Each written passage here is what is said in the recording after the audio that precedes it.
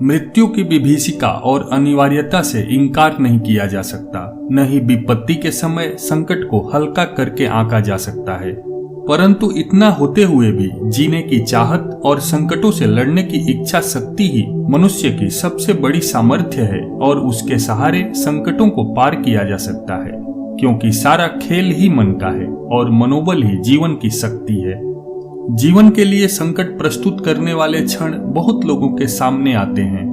उनमें से आधे लोग तो भयभीत होकर हिम्मत हार बैठते हैं और उस कातर मनः स्थिति में बेमौत ही मारे जाते हैं। जैसे पेड़ के नीचे चीते को खड़ा देखकर बंदर हक्का बक्का हो जाता है और हड़बड़ी व घबराहट में नीचे आ गिरता है। चीता उसे चुपचाप मुंह में दबाकर चल देता है। विपत्ति की घड़ी सामने आने पर अक्सर लोग ऐसी ही भयभीत स्थिति में फंस जाते हैं और बेमौत मारे जाते हैं। इसके विपरीत यदि उस कठिन समय में अपने मनोबल को स्थिर रखा जाए तो बहुत संभव है कि विपत्तियों से बाहर निकला जा सकता है। इच्छा शक्ति की प्रचंडता अंग प्रत्यंग में ऐसी अद्भुत सुरक्षा उत्पन्न कर देती है, जिसके सहारे माटी का पुतला कही जाने वाली अपनी यही देह मृत्युंजय बन जाती है। मनस्वी और मनोबल संपन्न लोगों के ऐसे अनगिनत उदाहरण हमारे चारों तरफ बिखरे देखे जा सकते हैं। आज की वीडियो में आपको ऐसी ही 2 सच्ची घटनाओं के बारे में बताएंगे जो इतिहास के पन्नों में दर्ज है, और इससे साबित होता है कि यदि इंसान का मनोबल ऊंचा हो तो वो सामने दिख रही हार को भी जीत में बदल सकता है। पहली घटना सन 1891 की है। एक अंग्रेज मछुआरा अपना जहाज लेकर दल बल के साथ व्हेल मछली का शिकार करने के लिए निकला। ऑकलैंड द्वीप समूह के पास उसे एक विशालकाय व्हेल दिखाई पड़ी। उसने उस पर भाला द्वारा आक्रमण किया। व्हेल ने पलटा खाया तो नाव उसकी पूंछ की चपेट में आ गई और उसका एक साथी नाविक तत्काल डूब गया। दूसरा जेम्स बर्टली गायब हो गया। उसे व्हेल ने निगल लिया था। उसके भी जीवित न बचने की आशा थी। हजारों किलोग्राम भारी व्हेल मछली के पेट में समा जाने के बाद 5.5-6 फुट का आदमी का बच सकना संभव भी कैसे हो सकता है, पर यह संभव हुआ। बर्टली जब व्हेल मछली के पेट में पहुंच गया तो भी उसने अपना होशो हवास कायम रखा और उसने अपनी पैंट की जेब में रखे हुए शिकारी चाकू से व्हेल का पेट चीरना आरंभ कर दिया। हालांकि ऐसा करने में बड़ी परेशानी हो रही थी। भीतर की जकड़न कुछ करने नहीं दे रही थी। फिर भी उसने अपना प्रयास जारी रखा और व्हेल का पेट चीरकर बाहर आने में सफल हो गया। 2 दिन बाद वह अचेत अवस्था में समुद्र की सतह पर तैरता हुआ पाया गया। नाविकों ने उसे देखा तो बाहर निकाला और इलाज के लिए अस्पताल में भर्ती कराया। व्हेल मछली के पेट में रहने के कारण उसका शरीर छत बिछत हो गया था। उसका सारा शरीर पीला पड़ चुका था और चमड़ी का रंग तो अंत तक वैसा ही बना रहा। 3 हफ्ते तक उपचार के बाद उसके मस्तिष्क ने काम करना शुरू किया और उसकी बेहोशी टूटी। धीरे धीरे वह ठीक होता गया और करीब 2 महीने में पूरी तरह स्वस्थ होकर घर वापस आ गया। व्हेल मछली के पेट में पहुंच जाने के बाद बर्टली को अपने जीवन की रक्षा के लिए जो संघर्ष करना पड़ा था उसका विवरण जनवरी 1892 अंक में प्रकाशित हुआ था। बर्टली ने अपने अनुभव बताते हुए लिखा है कि व्हेल के मुंह में मैंने एक अंधेरी गुफा में घसीटे गए व्यक्ति की तरह प्रवेश किया। उस तालाब जैसे पेट में सांस लेने की गुंजाइश तो थी, पर गर्मी इतनी तेज पड़ रही थी मानो खौलते पानी में उबाला जा रहा हो। फिर भी मैंने साहस से काम लिया।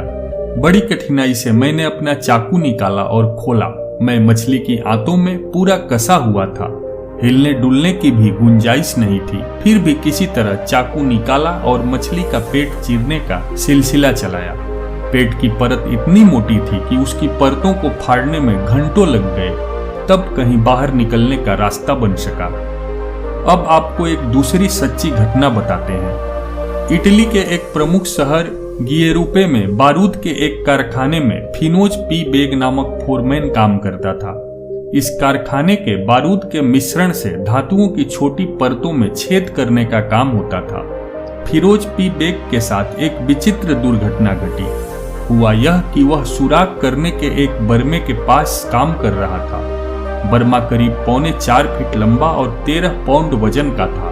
काम चल ही रहा था कि अचानक न जाने क्या गड़बड़ी आई, जो मशीन से एक भारी धमाके के साथ बर्मा निकलकर बहुत ही तेजी से वेग के मस्तिष्क को बेधता हुआ बाहर निकल गया। वर्मा चेहरे के बाईं ओर वाले भाग से घुसा था और भीतरी हड्डियों को तोड़ता हुआ आंख के निचले भाग को छेदता हुआ बाहर निकल गया। आसपास काम कर रहे कर्मचारियों को लगा कि बेग के परखचे उड़ गए हैं। वह झटके के साथ नीचे गिर गया। फिर भी आश्चर्य था कि उसमें जान बाकी थी। उसे कारखाने से करीब 1 मील दूर स्थित अस्पताल में पहुंचाया गया। अस्पताल के प्रमुख चिकित्सकों ने उसका परीक्षण किया और इस निष्कर्ष पर पहुंचे कि घायल के साथ कितना ही परिश्रम क्यों न किया जाए, उसे बचाया नहीं जा सकता। फिर भी चिकित्सकों ने अपना कर्तव्य निभाया और साधारण मरहम पट्टी कर दी। आश्चर्य तो उस समय हुआ जब उसी दिन बेग की बेहोशी टूटी।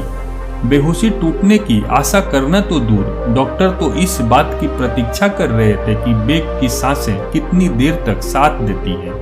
उसका खून बहना बंद नहीं हुआ था, फिर भी दर्द को सहा और रात 10 बजे वहां उपस्थित लोगों से बातें करने लगा। इसके बाद तो डॉक्टरों में भी बेग के जीवित बच जाने की आशा जगी।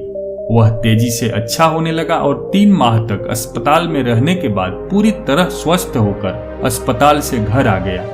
अस्पताल के अधिकारियों ने जो अंतिम रिपोर्ट तैयार की, वह विश्व भर के चिकित्सकों के लिए आज भी अध्ययन और आश्चर्य की वस्तु बनी हुई है। बेग की नेत्र ज्योति तो चली गई थी, पर उसका बाकी मस्तिष्क पूरी तरह ठीक हो गया और वह अपना सामान्य जीवन क्रम ठीक तरह से चलाने लगा। इतने भयानक मस्तिष्कीय आघात के बाद भी कोई व्यक्ति जीवित बच सकता है, वरन स्वस्थ सामान्य जीवन व्यतीत कर सकता है।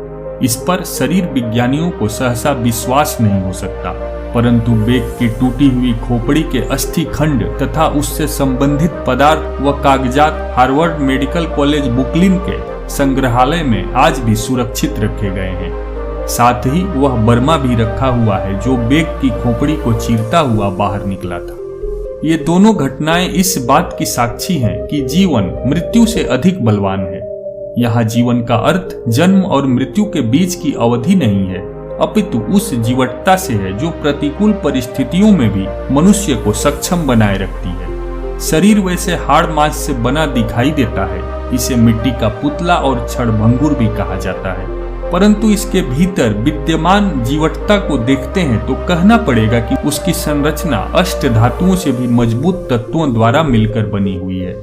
छोटी मोटी टूट फूट और बीमारी तो रक्त के श्वेत कण तथा दूसरे संरक्षणकर्ता सामक तत्व अनायास ही दूर करते हैं, परंतु भारी संकट उपस्थित होने पर भी यदि साहस न खोया जाए तो इच्छा शक्ति के सहारे उनका सामना सफलता पूर्वक किया जा सकता है। शरीर की शक्ति और सामर्थ्य सीमित है, यह ठीक है, पर शरीर से भी अधिक शक्तिशाली और सामर्थ्यवान है मनोबल। यह मनोबल दुर्बल से दुर्बल काया को भी मृत्युंजयी बना देता है, बड़े से बड़े संकटों को भी पार करा देता है और इसका अभाव साधारण संकटों में भी परास्त कर देता है। स्वामी विवेकानंद ने मनोबल की महत्ता बताते हुए कहा है कि मनोबल ही सुख सर्वस्व है, यही जीवन है और यही अमरता है, तथा मन की दुर्बलता ही रोग है, दुख और मृत्यु है। मनोबल के द्वारा शरीर को अजेय वज्र के समान बनाया जा सकता है। यदि इस शक्ति का भली भांति विकास किया जाए तो साधारण से दिखने वाले मानवीय व्यक्तित्व में ही ऐसी विशेषताएं उत्पन्न की जा सकती हैं जो साधारणतया असंभव महसूस पड़ती है। यदि मनोबल का महत्व समझ लिया जाए और उसे अर्जित किया जा सके, संचित किया जा सके, तो न केवल बड़े बड़े विचलित कर देने वाले संकटों को भी आसानी से पार किया जा सकता है, वरन चमत्कार कही जाने वाली सफलताएं भी अर्जित की जा सकती